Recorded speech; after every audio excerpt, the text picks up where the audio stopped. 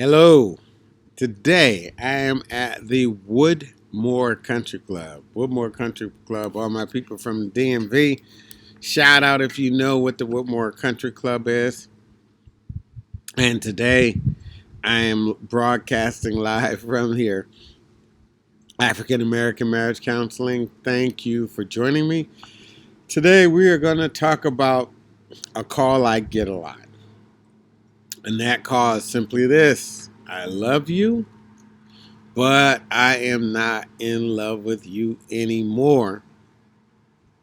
And you're trying to figure out, what do we do next? So if you heard this, I love you, but I'm not in love with you anymore, it's hurtful.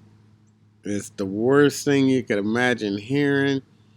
There's anger, there's rage, there's all kind of emotions running in you. Can I get an amen from the choir? It is a very devastating thing to hear. I'm going to say one thing: don't panic. Hard not to panic. If you do panic, you're like most people. But what I'm saying is, we have to figure out, how do we help you get to a different place if that's what you just heard from your boo, from your spouse. I love you, but I am not in love with you anymore. So let's just stop. Let's just take a deep breath. So a lot of times when couples hear this, one person is relieved and the other person is devastated. Boy, I finally got that off my chest. Finally got it off my chest. You just heard it. Go to the browser, or you just said it, and tell me what you are clicking. Tell me what you're thinking. Type it in the browser. If you just heard it, tell me what you're thinking. Probably panic. I can't believe this. I feel abandoned, betrayed. How could you do this to me? Love was supposed to last forever. So let me tell you what I hear. What I hear is, we've reached a point in the relationship, in the marriage, where we are not going through the motions no more. Either we're really fixing this, or we're going our separate ways, which isn't always a bad thing.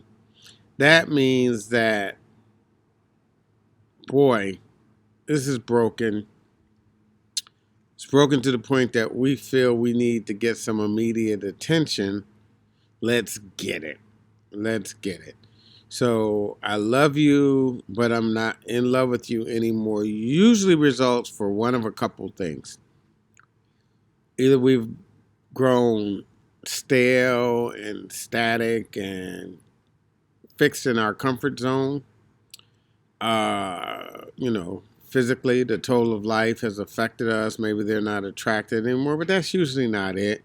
Usually, mentally, spiritually, emotionally, in some way, either a person feels they're disconnected, or, boy, maybe I've outgrown you. Either way, we need to make a change. Or, and this is the worst case, we've gotten to the point in our conversations where we've hit a wall emotionally. And we can't resolve our differences. Person says, hey, I want to spend more quality time. You're tone deaf and you respond. You don't want quality time. You just don't want me to hang out with my friends. You just don't want me to be with the kids. You just don't want me to do what I have to do at work. Instead of saying, if a person wants more quality time, they want more quality time, even if it's not your love language. So basically, I'm not going to meet your emotional needs no more. I'm not going to pretend as though I'm going to. And I want you to accept that. And the other person hears something different. You're not going to meet my emotional needs. This isn't going to change. Can I live my life like this? No, I can't. Ergo, I'm not in love with you anymore. Or they've just moved on. In either event, just don't panic. What I want you to do instead is say, hey, why do you feel that way? What's happened? And I'm not being rosy. Sometimes it's just over. Some people like sour milk. They just don't go back. So I want you to tell me, as I said, some of the emotions you might be experiencing, if either you've heard or said this, or if you know someone who's heard or said this. Now, there are two situations that will change what this means. If we are new in the marriage, we don't have kids, boy, we need to pivot pretty quickly. If we're older in the marriage or we have kids, we still need to pivot quickly, but there's likely so much skin in the game that it just makes sense to figure out how to work it out. How do you start dealing with their needs? So what I'm going to give you is a secret, simple formula. It's going to sound almost too simple to be good, to be true. What I'm going to say is ask 3 open-ended questions. So instead of saying, oh, you just think you don't love me, or you never did love me, and all those things to not deal with the issue, say, well, when did you start feeling that way, babe?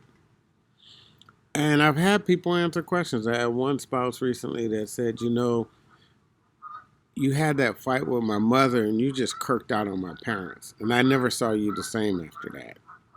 Or, you were going through a custody battle when we first met and you gave that woman, your ex, all the power. And I saw you as weak after that. Ask, what was the event? When did things change for you emotionally? And then what I want you to do is just listen. And then I want you to ask the next question. What was that like for you? What was that like for you? I want you to just listen. Don't try and change their mind. I want you to just listen. And I want you to say, I get it. I see how you feel that way. How could I have showed up differently to have it work for you? And I want you to just listen. What would you like to see going forward? 4 questions. I know I said 3, but 4 questions. The challenge why a lot of couples separate and fall out of love is when our emotional needs clash, and we bring them to our spouse. What they say to us is, no, that's not true. At that point, the spouse is left with a difficult decision. They're left with the decision of what they hear. Not only are you not going to hear me, you're not going to try and fix it. So I have to ask myself, can I live with this as my life? And if it's a big emotional need that's not being met, they're likely to say no. I'm not living like that. But if you address them and you hear them, basically if you acknowledge them, usually you could change the way things go. The challenge is this: we mistake acknowledgement for agreement. You don't have to agree because you acknowledge, hey, I get you're hurt. I get you feel I should have handled it differently, but I couldn't. She was taking me to court. I'd start making $100,000 more a year. And I'm thinking, oh man, I'm about to be ruined. I can't go on my life. I'm stuck here. Not that that doesn't mean your point isn't important, but I have to acknowledge it. I don't have to agree. So I want you to do those 3 things. The first thing is, if you hear I love you, but I'm not in love with you, I want you just first to not panic and listen. The second, I want you to ask 3 open-ended questions to get to their why. The next thing, I want you to acknowledge what part of what they're saying is true. Instead of, yeah, we haven't had sex, I work a lot now.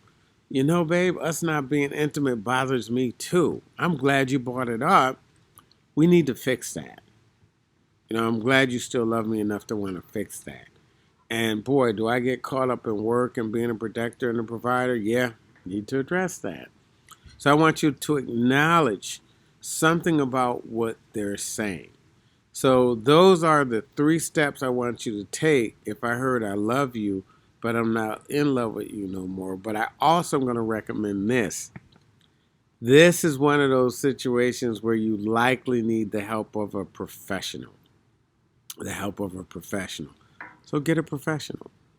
Divorce rates drop as much as 30% with an intervention. So I'm going to take a second and show you guys kind of around Woodmore. So this is the nation. This is a PG County.